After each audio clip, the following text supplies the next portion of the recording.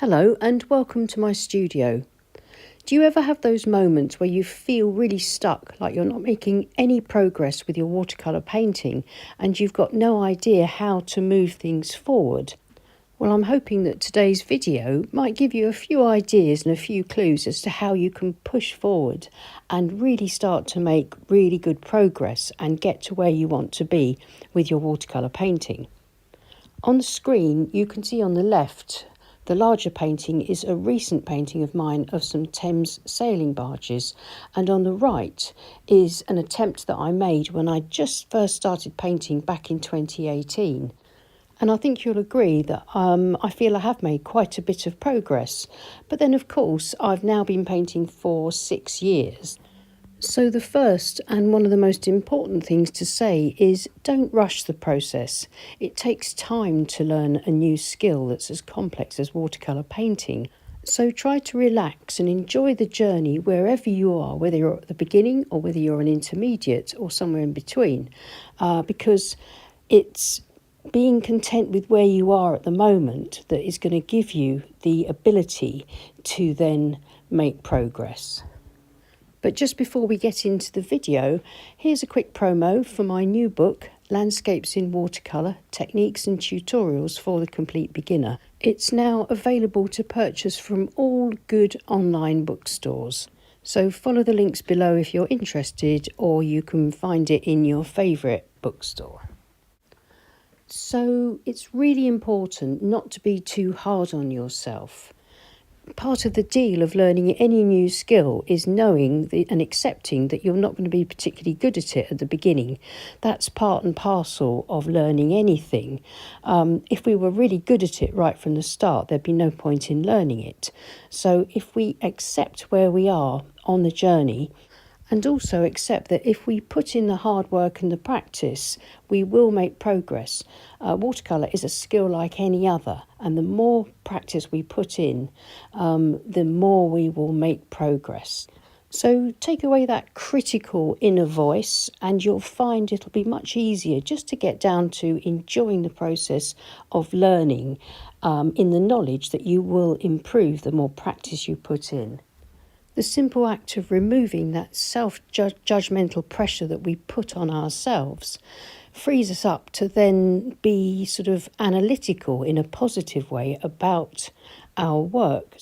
As a sense of positive self-critiquing is really important. For example, rather than me saying this painting is really muddy and overworked and lacks any focus or point of interest, I can reframe that and look at it and think, well, this is a good starting point, but I need to try again and refine my ideas in my next painting and try to bring those improvements to it. So by not being too hard on myself, I was able to move forward and to start a new painting and improve the compositional ideas that I felt were lacking. And here in this painting, I think it's a lot more finished. We have our focal point. It's a lot less overworked and a lot more refined. So that was number one, don't be too hard on yourself. Number two is get to know your materials. And by that I mean really get to know them so that you know everything inside out.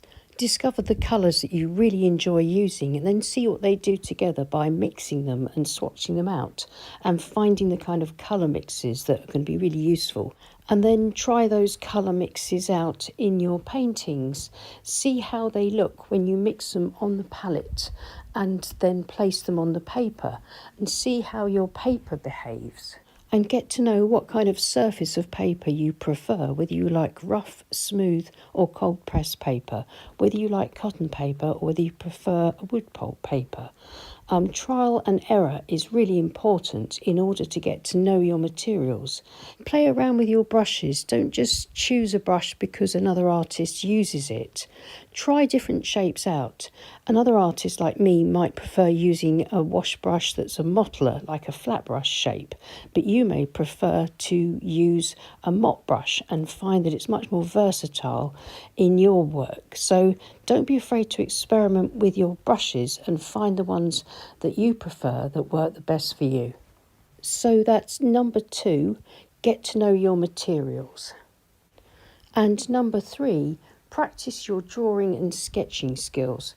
Don't shy away from this part of it, even if you really don't think you're very good at drawing. With most types of representational or even semi-abstract painting, having a structure behind your painting is really important, and that's what you learn to build in a sort of more mature and complex way as you improve your sketching and drawing skills.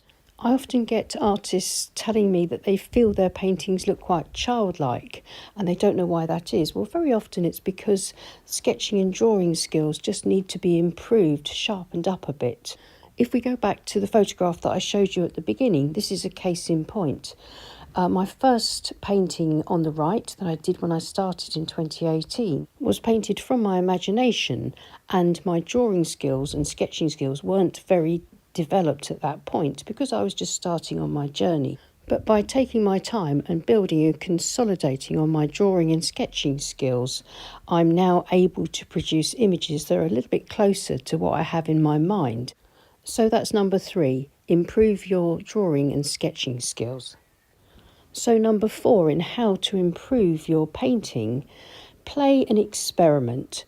This is really important. So many beginner painters and intermediate painters get bogged down by trying to produce finished paintings all the time and wonder why their paintings look a bit derivative and any signs of progress seem to be almost non-existent.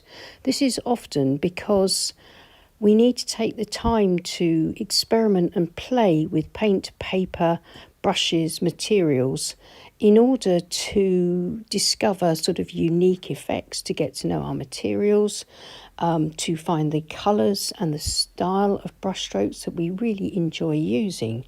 And it's this kind of experimentation that can push our work on, can push us forward. Not only do we then begin to progress as we discover new and exciting techniques and ways of painting, we also develop our own unique style. So it's through play and experimentation that our work begins to look less derivative and becomes something unique and more complex.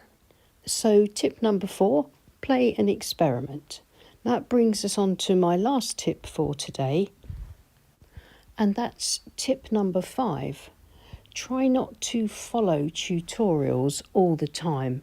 Of course, tutorials and demos are an incredibly valuable resource, and we're so lucky to have so much available to us online and in books. But the danger of just following tutorials and not experimenting and trying to create your own work is that you're constantly chopping and changing, trying to sort of imitate other artists' styles. And you'll find that that sort of stifles your own personal creativity and probably leads to a sense of dissatisfaction with your work.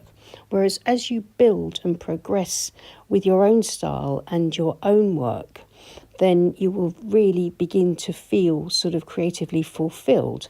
And you will then begin to see some progress and you'll start to build up your own unique body of work.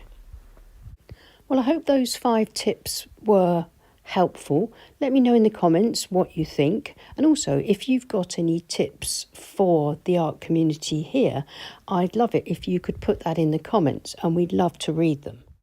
And if you're interested in more in-depth learning about how to progress with your watercolour painting, then I'd love you to join us over on Patreon.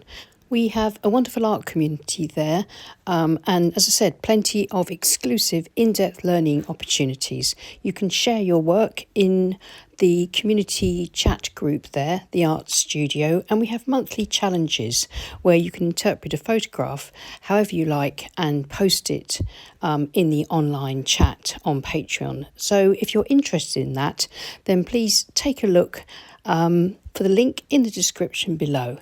Thank you so much for watching. Please click on the thumbs up button and subscribe to our channel if you haven't already. It's free to do and it really helps with our reach. And thank you so much to everyone that already supports us on Patreon. We really do appreciate you and we couldn't run this free YouTube channel without you. I'll see you again soon. Take care and happy painting. Bye.